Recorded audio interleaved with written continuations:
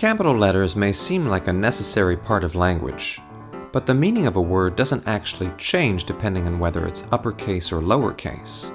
And there are many languages, like Arabic, Chinese, and Hebrew, that don't have capital letters at all.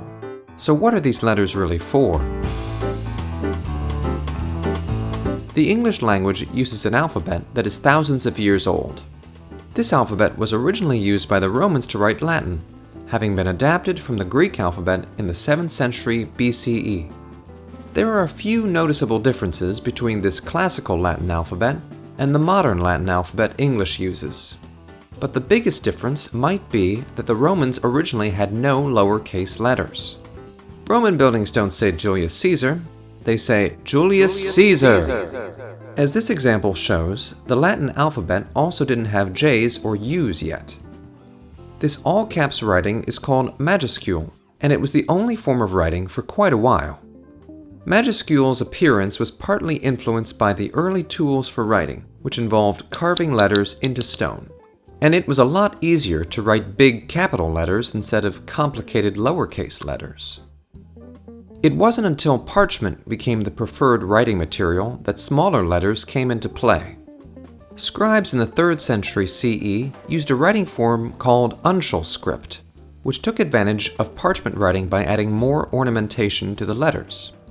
Like its predecessors, uncial started out as a purely majuscule script.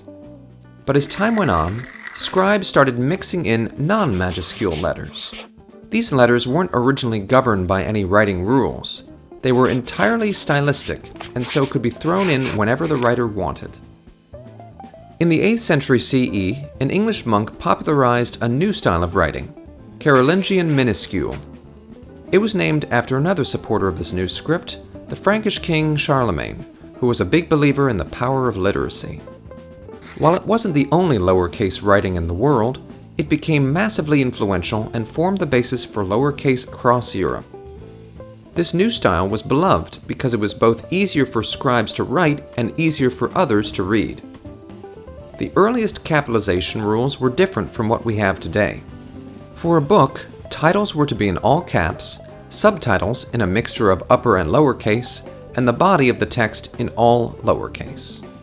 But as this writing spread, different scribes took different approaches, and as more people learned to write, there were different standards created for each language.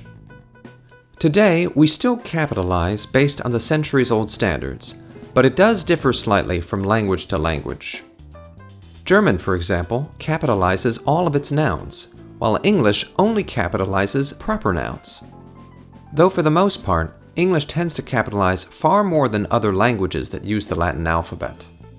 English capitalizes days of the week, months of the year, the names of languages, nationalities, religions, and all the major words in book and movie titles. But most languages, including French and Spanish, don't use capitals in any of those situations. Really, our reasons for using capitals dates back to some random stylistic choices made by people who are long dead. But that doesn't mean capital letters aren't significant today. There are countless ways that we use capital letters to imbue a special meaning, and it goes far beyond capitalizing the start of a sentence. All caps has become a universal form of screaming through writing, while not using caps at all as a way to capture a laid-back kind of internet speak. If capital letters were to completely vanish tomorrow, society wouldn't come to a grinding halt, but we would be losing an important tool in our writing system. They may not be necessary, but uppercase letters were certainly a capital idea.